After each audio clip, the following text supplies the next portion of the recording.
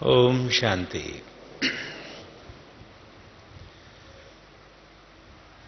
हम सभी प्यारे बाबा के सिक्के लधे बच्चे बाबा के विश्व परिवर्तन के कार्य में निमित्त रूप से सहयोगी बनने के कार्य में लगे हुए हैं और विश्व कल्याण के कार्य को तीव्र गति से होता हुआ देख रहे। करण करावनहार बाबा है, ये सब हम बच्चे जानते हैं, लेकिन बाबा भी अकेले इस विश्व का परिवर्तन नहीं करते। सतयुगी संसार निर्माण करे भगवान और उसमें आने वाले लोग ही ना हो तो फिर निर्माण करने से लाभ क्या होगा। और मिलता हमें अपने कर्मों का ही फल है। इसलिए बाबा हमें निमित्त बना करके इस संसार की नैया को पार लगाने का कार्य कर रहे हैं। बाबा ने इस अंतिम टुब्बी में भारतवर्ष और भारतवर्ष के बाहर 40 देशों से आए हुए करीब 25-30 हजार बच्चों को अपने मधुर महावाक्यों से सुसज्जित भी किया, उनमें शक्ति भी भरी और हमें कुछ होमवर्क भी दिया। क्या होमवर्क मिला है, याद है सबको? श्री श्री बाबा ने क्या कहा? कारण शब्द को छोड़ दो। बाबा की एक ही आश है कि अब कारण शब्द को छोड़ के निवारण शब्द की धारणा करो ताकि सबको निर्वाण धाम का रास्ता बता सको। और लास्ट में क्या कहा? बेहद की वैराग्य वृत्ति को धारण करने की बात कही। चेहरे और चलन से सबको कुछ न कुछ अनुभूति कराने वाले, सिर्फ वाचा ईश्वरी ज्ञान देने वाले नहीं, लेकिन अपने चेहरे और चलन से अनुभूति कराने वाले ऐसे बच्चे बाबा को चाहिए। और ऐसा बनने के लिए हमें 6-7 मास का समय भी दे दिया। सबसे अच्छी बात तो मुझे ये लगी कि जब बाबा ने कहा कि 6-7 मास का समय दे रहे हैं, इसका मतलब है कि 6-7 मास के बाद अगला सीजन अच्छी प्रकार से संपन्न होगा। बाबा फिर से आएंगे और हमें ये भी देखेंगे कि हमने कितना होमवर्क किया है और फिर और आगे बढ़ने का भी मार्ग सुझाएंगे। तो कम से कम आने वाले सीजन की गारंटी तो हो गई, क्योंकि इस बार 18 जनवरी से जिस प्रकार हम थोड़ा वातावरण देख रहे थे तबीयत का, तो सबको संकल्प चल रहे थे। इसीलिए पिछली टर्न में भी 20-25 हजार बच्चे बाबा के आए और इस टर्न में भी 20-25 हजार आ गए। लेकिन सबसे खुशी की बात यह हुई कि 25 हजार के सामने बाबा ने ये कमिट तो कर लिया कि 6-7 मास बाद फिर मैं आऊंगा नॉर्मल। तो एक सुखद भविष्य हमारे सामने तैर गया, क्योंकि संगम में सबसे बड़ा सुख तो भगवान के सम्मुख बैठकर मिलन मनाने का होता है। ऐसा और कल्प में कभी नहीं होता। भले सतयुगी सृष्टि में हमारा राज्य सिर्फ भारत तक सीमित नहीं होगा, पूरे विश्व में व्याप्त होगा। कौन कौन ऐसा समझते हैं कि सतयुगी सृष्टि में सारे विश्व में हम बच्चों का राज्य होगा, सिर्फ भारत में नहीं? जो समझते हैं सारे विश्व में होगा, जरा हाथ उठाओ। बाकी लोग क्या समझते हैं, सिर्फ भारत में? भाई टीचर बहनों ने तो करना है, आप क्यों घबराती हो? सबसे बड़ी जिम्मेवारी तो बाबा ने टीचर बहनों को ही दे रखी, और इनके द्वारा ही विश्व कल्याण का कार्य हो रहा है। होमवर्क में इस बार बाबा ने मुक्ति देने की बात पर ज्यादा बल दिया। खुद को साधनों से मुक्त होने की बात कही, साधना में लीन हो, बेहद की वैराग्य वृत्ति में जाएं और विश्व की सर्वात्माओं को मुक्ति का दान दें। निर्वाण धाम का रास्ता बताएं। और निर्वाण धाम का रास्ता तो 9 लाख को बताना है, 33 करोड़ को बताना है, या पूरी 600 करोड़ आत्माओं को बताना है? कितनी आत्माओं को बताना है निर्वाण धाम का रास्ता? कितनी आत्माओं को? पूरी 600 करोड़ आत्माओं। सारे विश्व की आत्माओं को मुक्ति देने के निमित्त बनेंगे तो सारे विश्व पे राज्य करेंगे।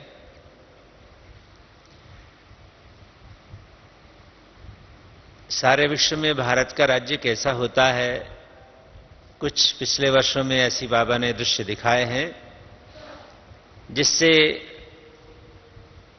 कुछ साइंटिफिकली और कुछ भौतिक स्तर पर यह सिद्ध होता है कि सचमुच भारत में जो देवी देवताओं की संस्कृति थी, पहले तो ये कि भारत में थी, बाबा ने कहा, मुरली में हमने पढ़ा, वो तो ठीक है, लेकिन संसार में आप कहीं जाते हैं तो कोई कहता है कि हाँ हम देवी देवताओं की संतान हैं, हम वहां रहते थे, हमारे देश में देवी देवताओं का राज्य था?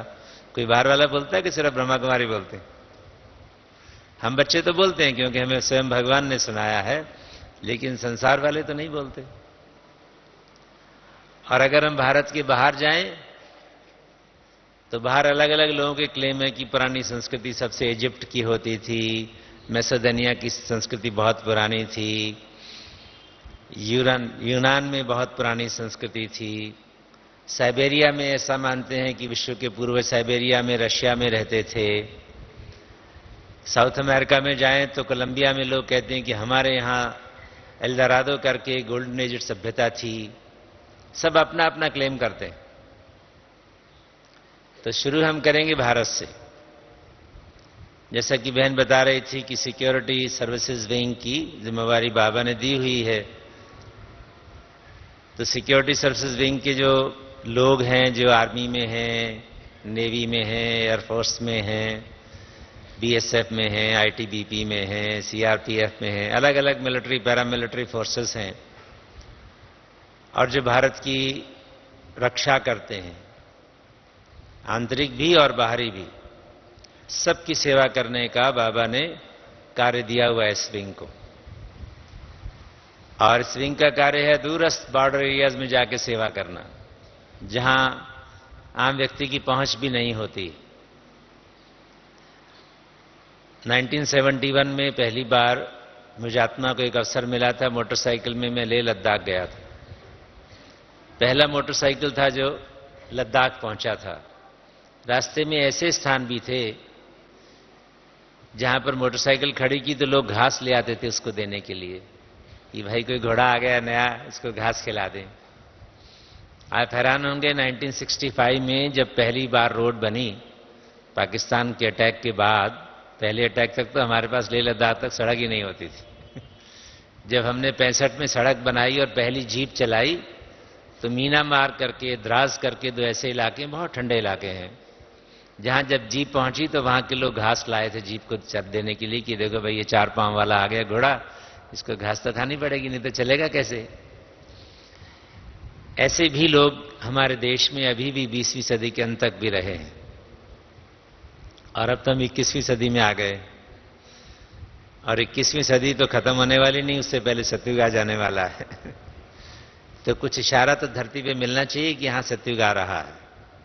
भगवान हमें प्रोत्साहित कर रहा है, हमें भविष्य के दृश्य हमारी बहनों को जो ट्रांस में जाती हैं उनको दिखा देता है। लेकिन धरती पर कहीं कोई संस्कृति आप देखिए तो विरला ही कोई स्थान ऐसा होगा जहां कोई कहे कि हां हम देवी देवताओं की संतान हैं। तो एक बार ऐसे ही कारगिल के इलाके में जाना हुआ, आज से 3-4 साल पहले की बात है। वहां हमारे जनरल नायडू साहब ने हमें आमंत्रित किया था, जो कि बाद में शिमला में ट्रेनिंग कमांड के कमांडर रहे, वाइस चीफ आर्मी के बन गए। तब उन्होंने जब वहां कारगिल में हमें प्रोग्राम करने के लिए कहा कि जो सेनाएं हमारी बहुत टेंशन में रहती हैं, उनको कोई मुक्ति का मार्ग, स्ट्रेस से मुक्त होने का मार्ग बताने के लिए आपकी टीम आए। तो उन्होंने हवाई जहाज का किराया भी दिया, लेकिन जहां प्रोग्राम करने जाना था वहां तो कोई हवाई जहाज नहीं जा सकता था, वहां तो रोड से ही जाना पड़ता है। और जब हमने हिंदुस्तान पाकिस्तान बॉर्डर पर, जहां से सिंधु नदी पाकिस्तान में प्रवेश करती है, क्योंकि सिंधु नदी की सभ्यता बड़ी प्राचीन सभ्यता कहलाती है, वहाँ एक यूनिट में प्रोग्राम कर रहे थे, तो वहाँ के एक ऑफिसर ने कहा कि देखिए सर, आज तो आप लेक्चर दे दीजिए, कल सुबह हम आपको एक बहुत बढ़िया गांव दिखाने ले चलेंगे। मैंने कहा वो बढ़िया गांव यहाँ पहाड़ में 13,000 फुट की ऊंचाई पर कहाँ से आया? क्या देखिए तो सही, आपको मजा आ जाएगा। क्योंकि उन्होंने ज्ञान सुना, सत्य की बातें सुनी, देवी देवताओं की बातें सुनी कि देवी देवता बनने वाले हैं। तो उन्होंने कहा इस बात से मिलती जुलती एक बात दिखाएंगे आपको। We have an original Aryan village near to our unit. तो हम लोग गए वहां, उस गांव में देखा, वहां के जो लोग थे वो ऐसे नहीं थे जैसे आसपास के गांव के लोग थे।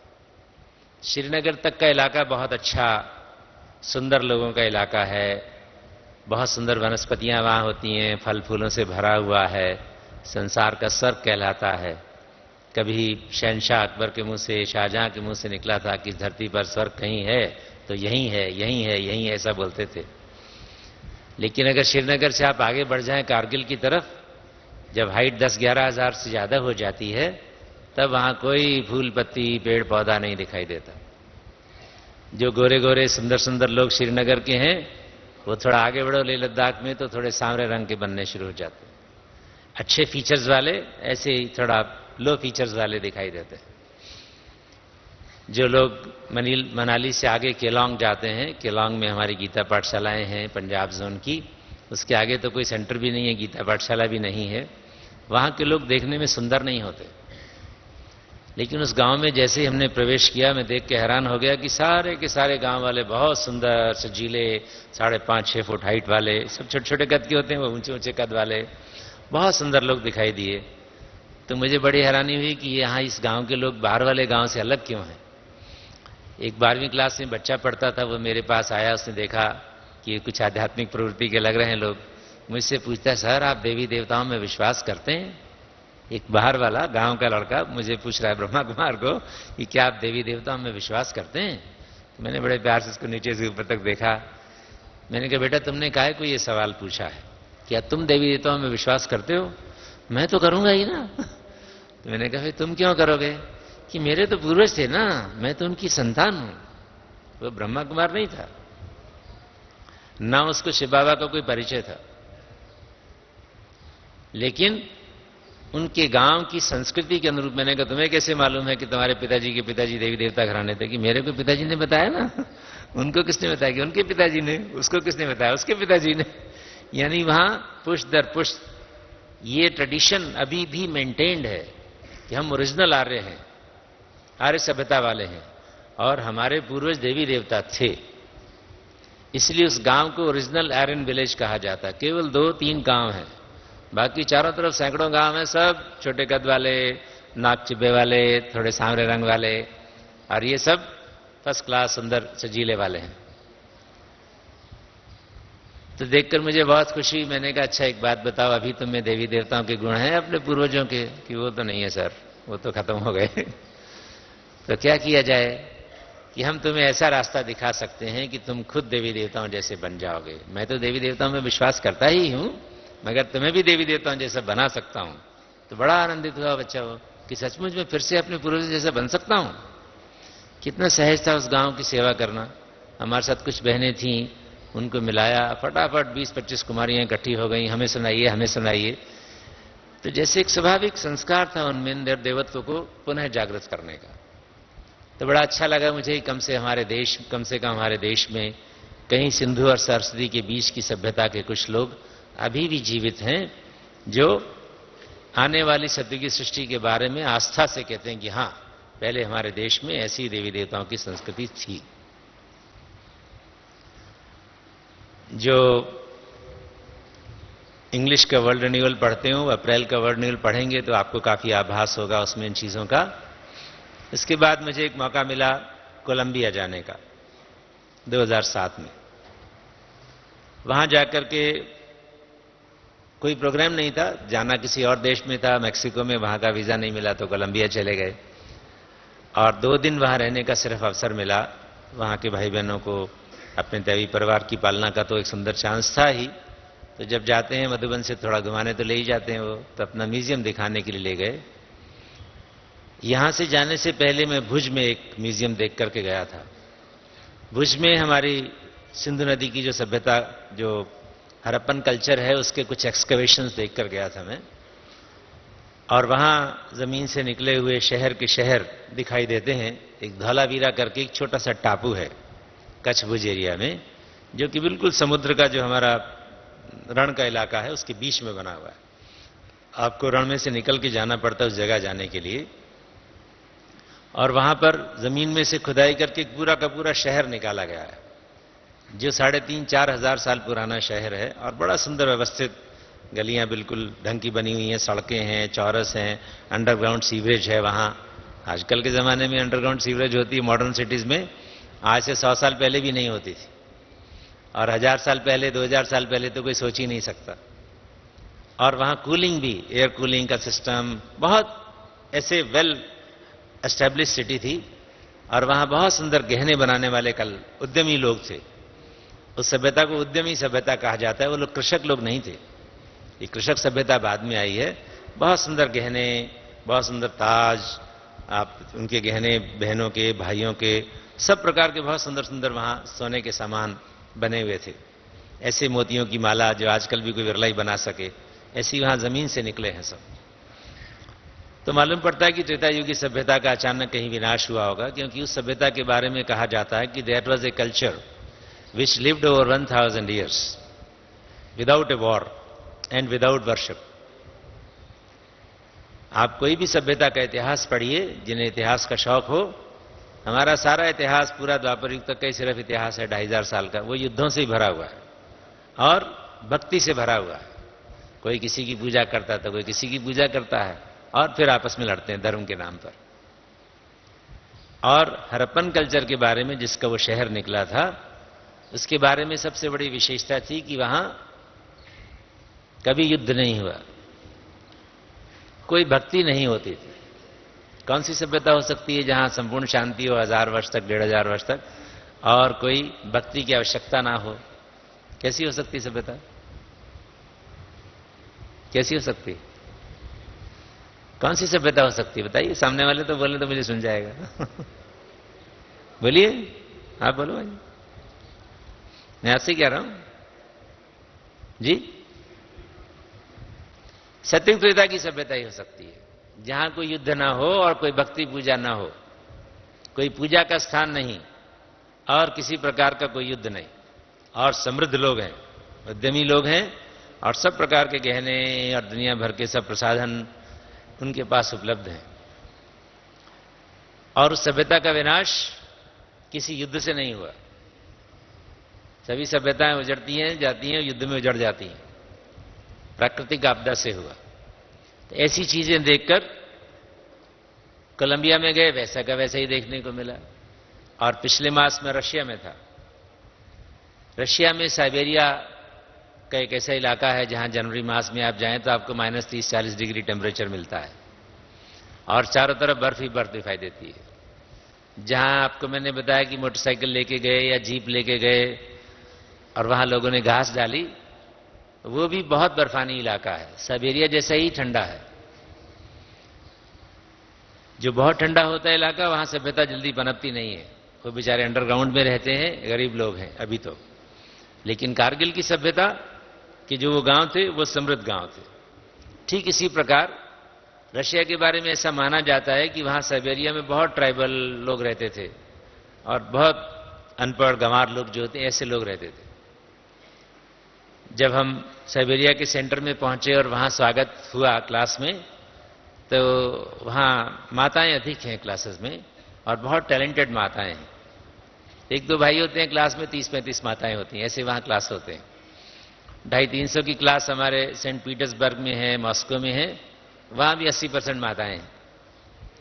अगर 250 की क्लास है तो 200 माताएं क्लास में आएंगी, और सब टैलेंटेड, इंजीनियरिंग की हुई, टेक्निकली स्किल्ड, सब डिपार्टमेंट संभालती हैं। हमारे पीटर्सबर्ग में हमारी संतोष दीदी ने इतना सुंदर सेंटर बनाया हुआ है। एक सेंटर जिसकी एक ही बिल्डिंग है, उसमें 50 डिपार्टमेंट है, जैसे ज्ञान सरोवर में या शांतिवन में होते हैं। और उनमें सभी डिपार्टमेंट्स की बहनें इंचार्ज हैं सब, और अपने घरों से सुबह आ जाती हैं 8 बजे, शाम को 8 बजे चली जाती हैं, और पूरा दिन डिपार्टमेंट संभालते हैं।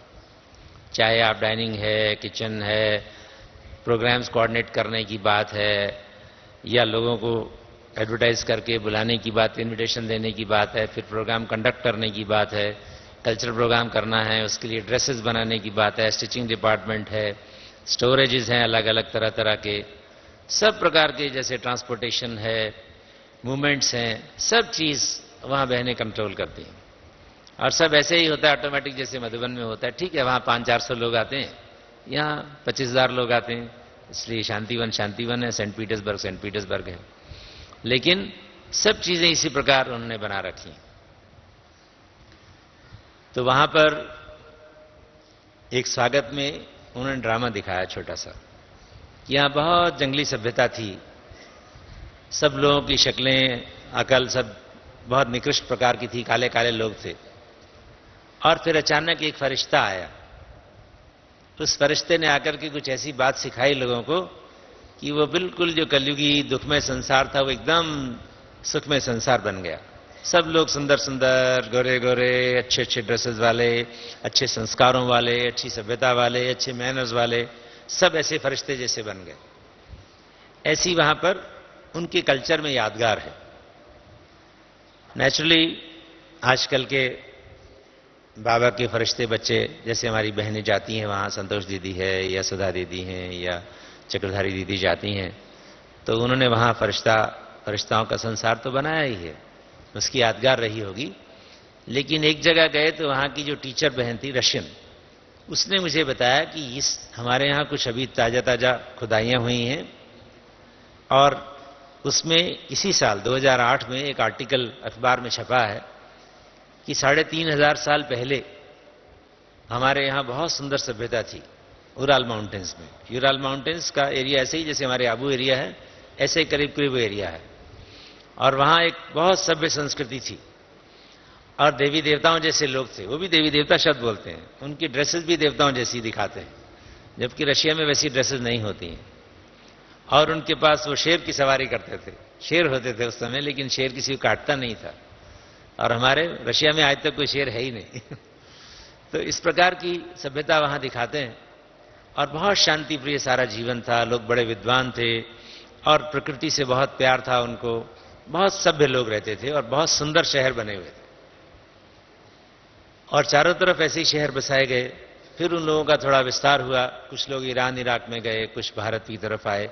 ओरिजिनली वो भारत से वहां गए थे, और फिर कुछ लोग अमेरिका की तरफ चले गए, साइबेरिया पार करके। ऐसा उस बहन ने थोड़ा विचार दिया। और अगले दिन मॉस्को में एक प्रोग्राम था जिसमें जनरल हाउस ऑफ जर्नलिस्ट कहलाता है, वहां एक बहुत बड़ा हॉल है उनके पास, सारे रशिया के जो टॉप जर्नलिस्ट हैं वो वहां पर एकत्रित होते हैं, और उनको बहुत शौक है कोई भारत से ऐसा कोई विशेष अतिथि आए तो उनकी बहुत सुंदर कॉन्फ्रेंसेस होती हैं वहां, और आप किसी भी विषय पर बोल सकते हैं। तो मुझे एनवायरनमेंट का शौक है, तो एक सस्टेनेबल डेवलपमेंट पर उनको एक लेक्चर देना था, और लेक्चर देने से पहले उन्हें कहा कि मुझे बड़ी खुशी है कि हिंदुस्तान और रशिया की सभ्यता बड़े पुराने हमारे संपर्क हैं, 3,000 साल से ज़्यादा पुराने संबंध हैं। तो एक जर्नलिस्ट खड़ा हो गया, अच्छा मिडिल एजेड था और बहुत पढ़ा लिखा विद्वान दिखाई दे रहा था। वो कहता है, एक बात बताइए, आपने कहा कि हमारे और हिंदुस्तान के संबंध 3,000 साल से अधिक पुराने हैं, आपने कोई ट्रांस में विजन देखा है, या आपको कोई सपना आया, या आपको जमीन में कोई साइंटिस्ट का ऐसा प्रूफ मिला जो आपने ऐसा बोल दिया? क्योंकि वो बड़े साइंटिफिक माइंडेड हैं, और वो खुद भी साइंटिस्ट था। अब मैं क्या जवाब देता उसको? मैंने ये कहा, भाई कल मैं आपके यहाँ एक प्रोग्राम कर रहा था, किसी सेंटर में गया था, वहाँ एक माताजी ने मुझे बताया कि आपके देश में कहीं कुछ खुदाई हुई है, और वहाँ कोई पुरानी सभ्यता मिली है 3,500 साल पुरानी, और ऐसी मान्यता है कि वो लोग भारत से वहाँ गए थे। तो उसने कहा, इसका मतलब आपको मालूम है हमारे देश में लेटेस्ट क्या हो रहा है? ये तो बहुत अच्छी बात है। सचमुच ही हमारे देश में अभी अभी ऐसे एक्सकवेशंस किए गए हैं, और अभी अप्रैल में ही हमने एक आर्टिकल बहुत साइंटिस्टों ने निकाला है कि 3,500 साल पहले हमारे पास एक बड़ा डेवलप्ड कल्चर था, और वो लोग हिंदुस्तान से आए थे, और उन्होंने आकर के वो कल्चर वहां डेवलप किया।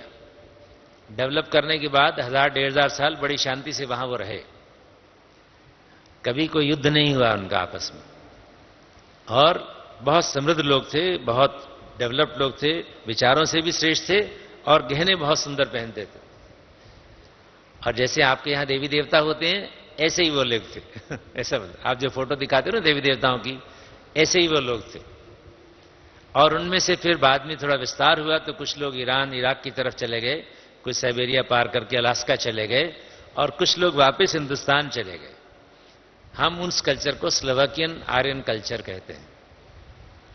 तो हमारे इतिहास में ये प्रश्न हमेशा बना रहा है कि कभी आर्यंस भारत से बाहर गए या मिडिल ईस्ट से भारत में आर्यंस आए। सभी लोगों को ये होता है कहने का कि हाँ हमारी संस्कृति बड़ी पुरानी है, हम बड़े लोग हैं, आर्य लोग मिडिल ईस्ट से हिंदुस्तान में गए, ऐसा लोग मानते हैं। लेकिन बाबा ने तो हमको बताया ही है कि हमारी ओरिजिनल आर्य सभ्यता, देवी देवताओं की सभ्यता की स्थापना तो स्वयं भगवान करता है। और 5000 साल पहले संस्कृति सिर्फ भारत में शुरू हुई, क्योंकि सारे विश्व का तो परिवर्तन काल में विनाश हो जाएगा और नए सिरे से संस्कृति, अविनाशी खंड तो भारत ही है, यहां से ही प्रारंभ होगी। और फिर यही लोग जाकर बाहर जब त्रेता युग में संख्या बढ़ जाती है तो नेचुरली ट्रैवलिंग कर देते हैं। और ट्रैवलिंग करके तो जगदीश भाई साहब भी सुनाया करते थे कि रशिया की तरफ और इधर जो ईस्ट साइड है, इंडोनेशिया है, वियतनाम है, उसकी तरफ विस्तार होता है संस्कृति का। त्रेता युग में देवी देवता लोग ऐसे चलते हैं, ईस्ट और वेस्ट में चलते हैं। तो वहां साइंटिफिकली अब 2008 में ये सिद्ध हुआ है कि सचमुच यहां पर देवी देवताओं की संस्कृति थी। अब देखिए केवल 3-4 साल की बात है। पहले भारत में बाबा एक ऐसा गांव दिखा देता है जहां के लोग बड़े फख्र से कहते हैं कि हम ओरिजिनल आर्यंस हैं और हम देवी देवताओं की संतान हैं। फिर एक भुज में शहर की खुदाई दिखा देता है कि जैसी प्राचीन सभ्यता कितनी सुंदर थी जो हजारों साल चली और उसमें कोई युद्ध नहीं हुआ, कोई भक्ति काल नहीं था, और सभ्यता का विनाश लड़ाई से नहीं हुआ, प्राकृतिक आपदाओं से हुआ। फिर कोलंबिया में जाते हैं, कोलंबिया बिल्कुल ऐसा पाताल लोक में, जैसे ये भारत है, आप पूरा यूरोप क्रॉस करिए, यूरोप क्रॉस करके अटलांटिक ओशन पार करिए, फिर अमेरिका में जाइए, और साउथ अमेरिका में कोलंबिया देश है, साउथ और नॉर्थ अमेरिका के जॉइंट पर है, वो जंक्शन पर है, और बहुत पुराना और प्राचीन सभ्यता वहां की मानी जाती है। मायान कल्चर जिसकी बात करते हैं 2012 में विनाश होने वाला है, कुछ आप लोग विज्ञान की चीजें पढ़ते हैं, वो सब वहीं के लोग थे। यानी वो डेफिनेटली द्वापर युग से पहले का कल्चर था। फिर रशिया में जाते हैं, फिर रशिया में वैसा ही दिखाई देता है, देवी देवताओं का संसार था यहां। वो लोग कहते हैं, वैज्ञानिक लोग, वहां के जर्नलिस्ट कहते हैं, वहां के वैज्ञानिक कहते हैं। हमने उनको जाकर नहीं कहा, उन्होंने कहा कि हमने रिसर्च की है और रिसर्च करके हमको ऐसे प्रूफ मिले हैं कि आपके देश के लोग देवी देवताओं की संस्कृति वाले हमारे देश में आए, उन्होंने हमारे देश में देवी संस्कृति का कुछ विकास किया, फिर वो विश्व में दूसरी जगह पर फैले और कुछ आपके यहां लौट कर गए। हां, जो लौट कर आए थे वो वैसे नहीं थे जैसे गए थे, क्योंकि लौटे वो विनाश के बाद। द्वापर युग के प्रारंभ में जो विनाश होता है ना, उसके बाद जो आर्य लोग कहलाते हैं, हमारी किताबों में जो पढ़ते हैं हम इतिहास में, वो तो तलवारों वाले आए थे और घोड़ों पर आए थे। तो कहने का भाव है कि संस्कृति का जो विकास होता है वो भारत से सारे विश्व में होता है। और आज वैज्ञानिकों ने इस बात को स्वीकार कर लिया है, जब परिवर्तन होने का वक्त आता है, इसे coming events cast their shadows before, होनहार बिरवान के होत चीकने पात। जब सचमुच सत्य की सृष्टि आने का समय आ जाता है तो वैसे सबूत भी जमीन से निकलने शुरू हो जाते हैं। अभी तक 5-7 साल पहले तक, 10 साल पहले तक कोई मानता नहीं था कि जमीन पर कोई सबूत है। मैं भी नहीं मानता था, क्योंकि कहीं किताब में लिखा ही नहीं होता था। जगदीश जी की किताब पढ़कर थोड़ा आभास होता था, लेकिन जमीन पर कोई हां करने वाला तो चाहिए। और अब चारों ओर वैज्ञानिक उत्खनन हो रहे हैं और वो पुरानी संस्कृतियों का अवशेष दिखाई देने शुरू हो गए, क्योंकि फिर से वैसी सत्य की सृष्टि पुनर्स्थापना का समय आ गया है। तो ये जो साइक्लिक ऑर्डर है, विदेश के लोग ये जो सृष्टि चक्र का ज्ञान है इसको बहुत पसंद करते हैं। और आप सोचिए कि दिल्ली में हमारा सत्य की सृष्टि के संसार की राजधानी हो, हम उत्तर की ओर बढ़ें, सरस्वती और सिंधु नदी के बीच में सारा विकास हो रहा हो, और उसके बाद फिर ऊपर जाते हैं तो सीधे आप साइबेरिया में चले जाते हैं। ऐसा बहुत सुंदर रास्ता है, दिल्ली से लाहौर होते हुए, इस्लामाबाद होते हुए। तब तो पाकिस्तान था ही नहीं, अब तो 50 साल पुराना बेचारा पाकिस्तान है, हमारा ही देश रहा है। सीधे हम रशिया में एंटर कर जाते हैं। और वहां से एकदम साइबेरिया में जाते हैं। जो इंडियन स्टैंडर्ड टाइम है वही साइबेरियन स्टैंडर्ड टाइम। हालांकि जब गए साइबेरिया में तो वहां की संस्कृति बड़ी विचित्र दिखाई दी। चारों ओर बर्फानी बर्फानी इलाका था, टेम्परेचर -30 डिग्री सेंटीग्रेड था, और शहर में उसको आइस सिटी कहते हैं। और आइस सिटी में सब आइस के मॉडल्स बने हुए हैं, वो पिघलते नहीं है क्योंकि -30 डिग्री टेम्परेचर में क्या पिघलेगा। घूमने के लिए वहां आइस सिटी देखने के लिए होती है। और शहर में एक बहुत सुंदर सी मीनारेट बनी हुई है, this is centre of the world, ऐसा बोलते हैं वो, ये संसार का सेंट्रल पॉइंट है, क्योंकि वहां से संस्कृति चारों ओर विकसित हुई, ऐसी उनकी मान्यता है। लेकिन वैज्ञानिक लोग ये कहते हैं कि वो संस्कृति भी आपके यहां से हमारे पास आई और फिर हमारे यहां से विकसित भी हुई और कुछ लोग लौट गए। तो आर्यों का भारत से बाहर जाना और आर्यों का बाहर से भारत में आना, दोनों बातें सिद्ध हो गई। दैवी संस्कृति थी, लोग बड़े विद्वत और उद्यमी लोग थे। ये जो कृषक सभ्यता कहलाती है, जो गंगा जमुना के बीच का एरिया है जहां बहुत अच्छी खेती होती है आज भी, ये आर्यों ने आकर एस्टेब्लिश किया।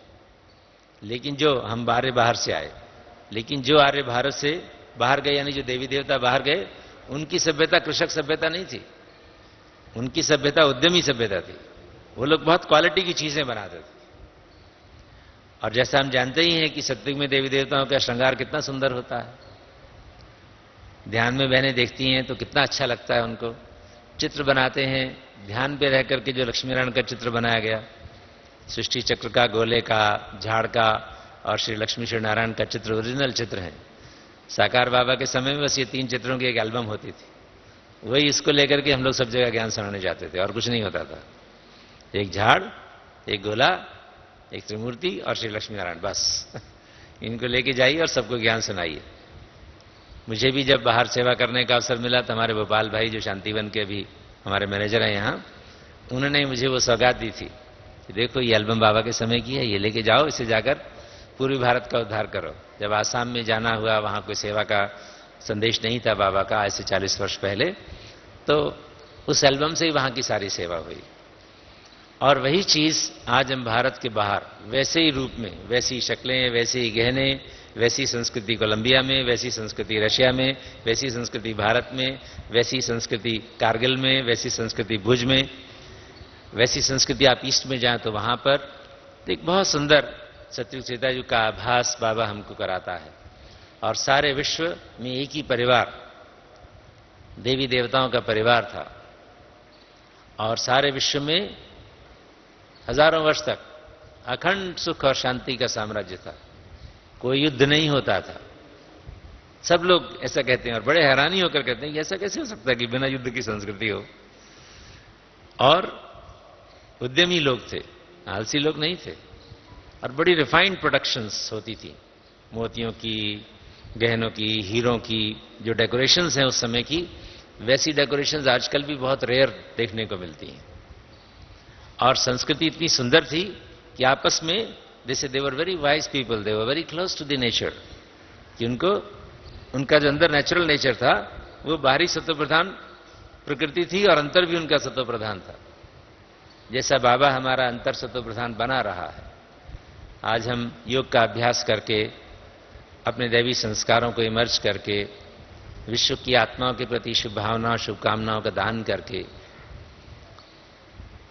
जो अपने जीवन में परिवर्तन ला रहे हैं, दिव्य गुणों की जो धारणा कर रहे हैं, और हमें स्पष्ट दिखाई देता है अपने वरिष्ठ भाई बहनों से, दादियों से, कि सचमुच देवी देवता कैसे होंगे। चैतन्य में हम देखते हैं, जिन्होंने साकार बाबा को देखा है, जो दादियों को देख रहे हैं, उनका जीवन स्पष्ट है हमारे सामने कि ऐसे दिव्य लोग भी संसार में कहीं होते हैं।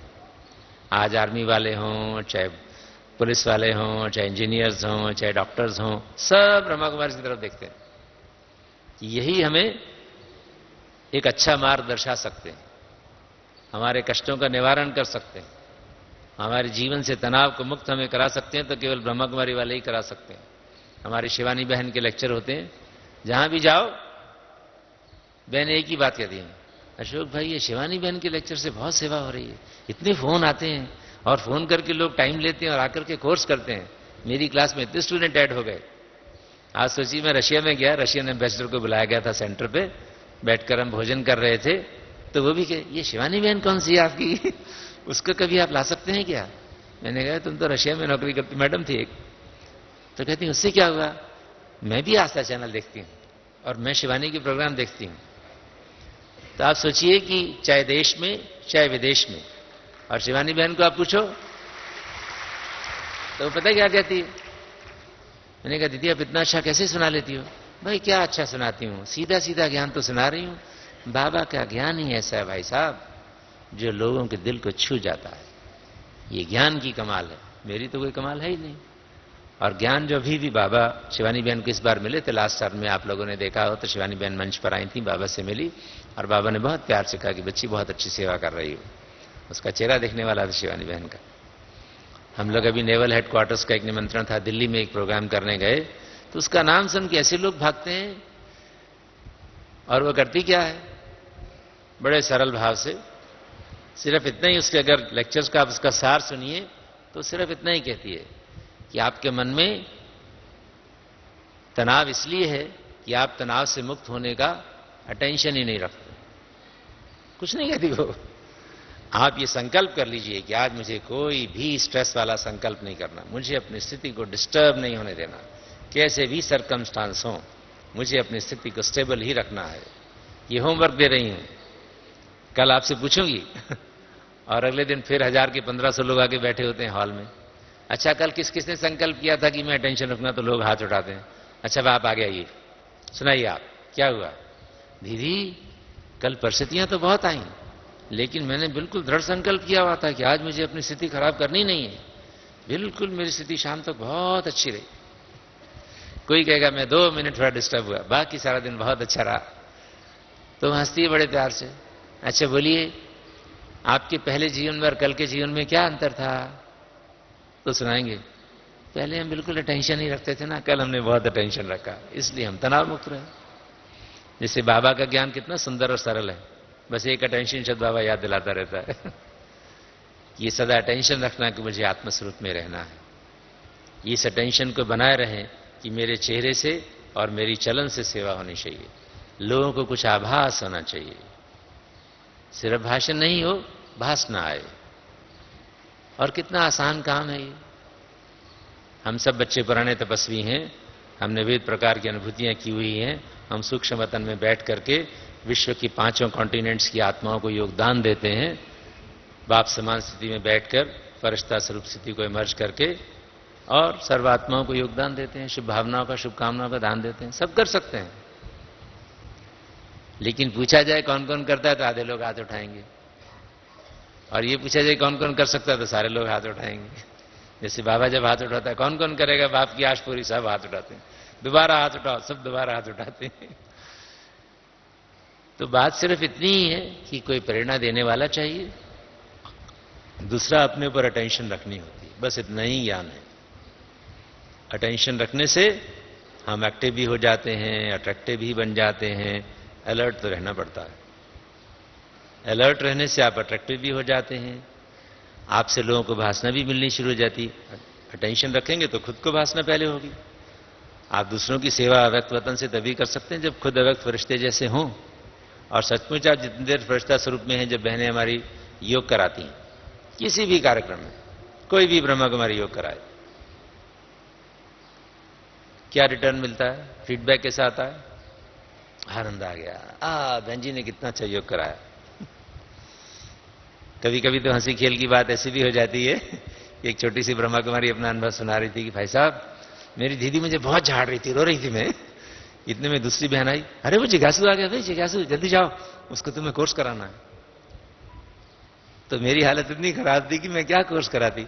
और बड़ी बहन जी ने फिर झाड़ कर कहा, अरे तुझे पता नहीं टाइम दिया था तूने, जाना कोर्स कराओ। तो मैंने फटाफट जाके अपना थोड़ा मुंह हाथ धोया और चली गई बाहर। और बाहर जाकर के मैंने भुला दिया कि पिछले 5 मिनट में क्या हुआ। अब मुझे बाबा ज्ञान इस आत्मा को सुनाना है। सुनाते सुनाते मेरी अवस्था में एकदम सुधार आना शुरू हुआ। बाद में मैंने कमेंट्री से योग भी कराया। और वो पता क्या कह रहा था, आज जैसा अनुभव कभी नहीं हुआ। आप सोचिए वो कहां से गई है, कहां पहुंची, सच बोल रही बिल्कुल। और जिज्ञासु का फीडबैक भी सुना रही, आज जैसा अनुभव कभी नहीं हुआ। अब हमारी तो छोटी बहन है, हमको तो साफ साफ सुना देगी वो। ऐसा नहीं कि मेरे को ही सुनाती हैं, आप लोग भी ऐसा सुनते होंगे, जो पुराने हैं उनको सब फ्रीली बात कर लेते हैं हम लोग। सिर्फ अटेंशन की बलिहारी। अभी 3 मिनट अटेंशन से बैठेंगे सब। बीच बीच में ये ट्रैफिक कंट्रोल के रिकॉर्ड्स, बहुत सुंदर साधन मिले हुए हैं हमें सामयिक अटेंशन दिलाने के लिए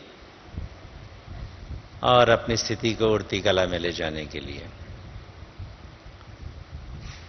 चाहे बहन हो, भाई हो, जो भी अटेंशन रखता है उसको उसका फल तो मिलता ही है। अभी अरुणाचल प्रदेश में गए हुए थे, एक आर्मी की कर्नल है, उसने इनवाइट किया हुआ था, कुछ दूसरे ऑफिसर्स के साथ प्रोग्राम हो रहा, शाम को करने वाले थे। किसी कारणवश बहन नहीं आ पाई, थी वहीं, लेकिन कुछ तबीयत ऐसी हुई उसकी कि वो अपने कमरे से बाहर ही नहीं निकल पाए। तो हम ही लोग बैठे थे, तो उन्होंने कहा आप ही क्लास करा दीजिए। 10 मिनट क्लास कराया और उसके बाद 10 मिनट कमेंट्री से योग कराया। और जब कमेंट्री से योग कराते हैं तो नेचुरली वतन में बैठकर उस स्थिति से ही योग करा सकते हैं आप, और जैसी स्थिति आपकी होती है वैसी दूसरों को अनुभूति भी होती है। तो कमेंट्री के बाद हो गए बस, ऐसा अतीन्द्रिय सुख का अनुभव मैंने कभी जीवन में नहीं किया। कोई कर्नल की वाइफ कह रही है, कोई ऑफिसर कह रहा है, कोई कुछ कह रहा है।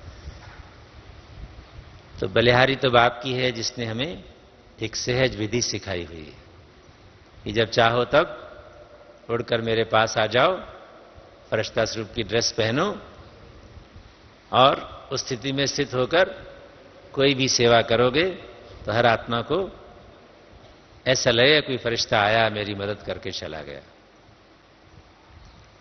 चाहे बहन हो या भाई हो, बच्चा हो या बड़ा हो, सबको बाबा ने वरदान दिया हुआ है और सबको बाबा ने अनुभूतियां भी कराई हुई हैं। बात सिर्फ बार बार अपने को अटेंशन दिलाने की है। चार्ट लिखने को बाबा इसीलिए कहते हैं कि दिन में बार बार हम चेक करते रहें अपनी स्थिति को।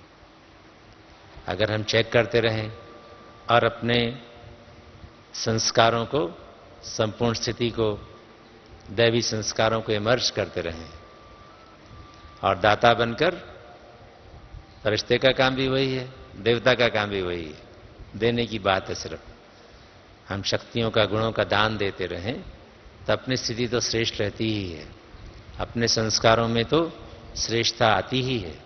आपके द्वारा जो दूसरों को प्रेरणा मिलती है, जो अनुभूति होती है, वो उनके जीवन के परिवर्तन का आधार बन जाता है।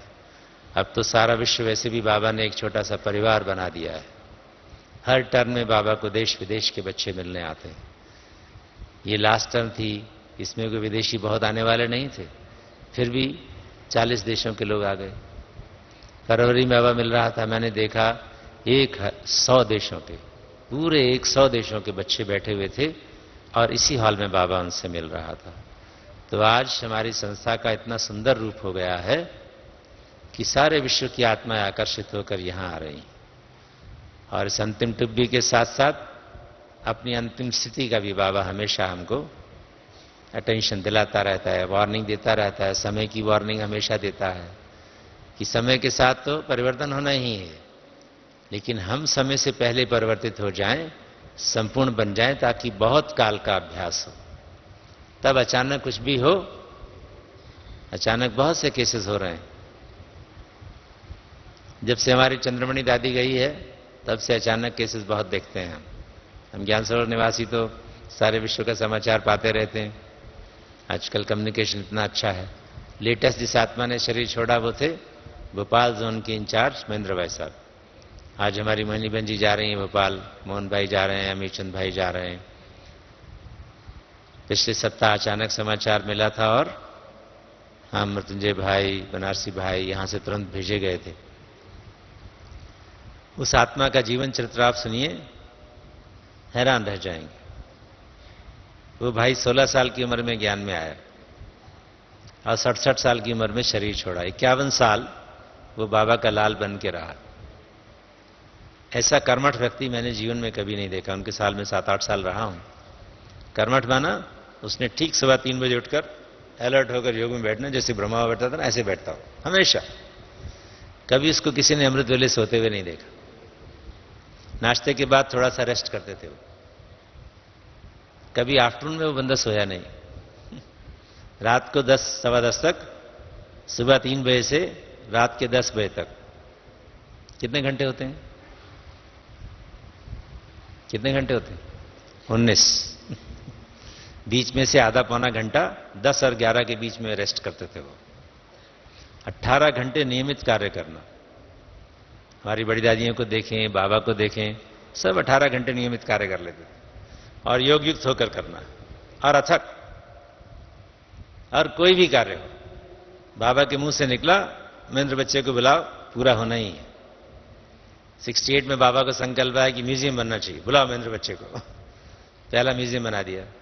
फिर बाबा को संकल्प आया कि ट्रांसलाइट का म्यूजियम बनाओ, ट्रांसलाइट का म्यूजियम बना दिया उन्होंने। आगरा में, जयपुर में पहला म्यूजियम बना दिया। फिर एक भारतवर्ष का सामूहिक बहुत बड़ा मेला दिल्ली में लगना था 73 में, फिर बुलाओ महेंद्र बच्चे को। वही लगते थे। तो फर्स्ट कोई भी काम करना। अभी बाबा ने 18 जनवरी को प्रेरणा दी कि भाई कोई वीआईपी बाबा से मिलाने की नहीं लाते बच्चे, कोई नवीनता होनी चाहिए, कोई वीआईपी का फूलों का गुलदस्ता आना चाहिए। अगले ग्रुप में गवर्नर को ले आए हो। बाबा के मुख से निकलता और वो बच्चा पूरा करता। भोजन बनाना सीखना हो तो उससे सीखो, एग्जीबिशन लगानी है तो उससे सीखो, योग पावरफुल कैसे करना है उससे सीखो, भाषण कैसे देना है उससे सीखो। और अपने जैसी 250 ब्रह्मा कुमारियां बना के 2 जोन्स की स्थापना करके, आगरा जोन बनाया उन्होंने और फिर भोपाल जोन बनाया। और हंसते खेलते सुबह आराम से सैर करने गए, आकर नाश्ता किया मजे से, और नाश्ते के बाद रेस्ट किया, और रेस्ट के बाद कभी उठे नहीं।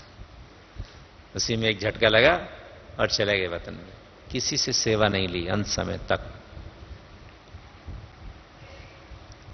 तो ऐसा सतत पुरुषार्थ करते रहने वाला पुरुषार्थी जो होता है, वो हमेशा अपनी अनेकानेक यादगारें छोड़कर जाता है। हमारी दादियों की मिसालें तो हैं ही, लेकिन एक भाई की मिसाल भी हमारे सामने आ गई। मैं इसलिए कह रहा हूं कि मेरे सामने सब भाई भाई दिखाई दे रहे हैं आज, नहीं तो बहनें बहुत ज्यादा होती हैं। तो चाहे भाई का शरीर है या बहन का शरीर है, हैं तो हम सब बाबा की चुनी हुई आत्माएं, विश्व परिवर्तन के कार्य के निमित्त हैं। जितना अटेंशन रखेंगे उतना सिमर सिमर सुख हम भी पाएंगे, दूसरों को भी स्मृति दिलाने के निमित्त बनेंगे। जीवन मुक्ति का मार्ग तो हम दर्शा ही रहे हैं, मुक्तिदाता भी हम बनेंगे। बेहद की वैराग्य वृत्ति अगर हमारे जीवन का आधार बन जाती है तो साधन तो आगे बहुत मिलेंगे, लेकिन साधन और साधना का बैलेंस, साधना पहले साधन पीछे, अगर ये हम स्पष्ट अपनी बुद्धि में रखते हैं तो आने वाले साल 2 साल में ही बाबा का कार्य पूर्ण हो जाएगा। और बाबा को दिखने लगेगा, हाँ मैं जो बच्चों से आशा करता था बच्चों ने करके दिखाया है। कर्मातीत अवस्था को पाने वाले भी बहुत बच्चे तैयार हो गए। 9 लाख आत्माएं ऐसी जो बाबा के की वारिस आत्माएं बन सकें वो भी तैयार हो गई। 9 लाख करीब करीब हम हो ही चुके हैं, बस केवल अपनी स्थिति में सुधार करना थोड़ा बाकी है। 33 करोड़ आत्माओं को भी संदेश हम कई बार दे चुके। और अब जब बाबा ने कहा है कि एक साथ अनेक स्थानों पर प्रोग्राम हो और उसमें मीडिया के लिए भी कुछ पैसे निकाले जाएं ताकि मीडिया के द्वारा भी ट्रांसमिशंस हों उसकी, ताकि एक एक प्रोग्राम से लाखों करोड़ों लोग लाभ ले सकें।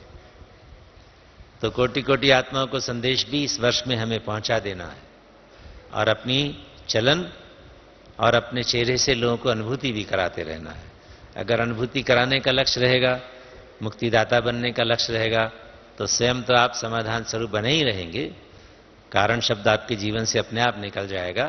निवारण स्वरूप कहें या समाधान स्वरूप बन के अपनी संपूर्ण स्थिति से सर्व को निर्वाण धाम का मार्ग दर्शाने के आप सभी निमित्त बने।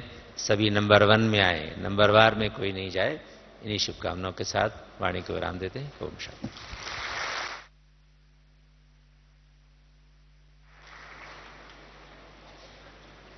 ओम शांति। विश्व की अनेक संस्कृतियां मिलकर किस तरह एक स्वर्णिम संस्कृति का निर्माण अब हो रहा है, जो कल्प पहले भी हुआ था, उसकी निशानियां, उसका शास्त्रीय स्पष्टीकरण हमने आप द्वारा पाया। हम सबकी तरफ से आदरणीय भ्राता अशोक गाबा जी का बहुत बहुत बहुत धन्यवाद है।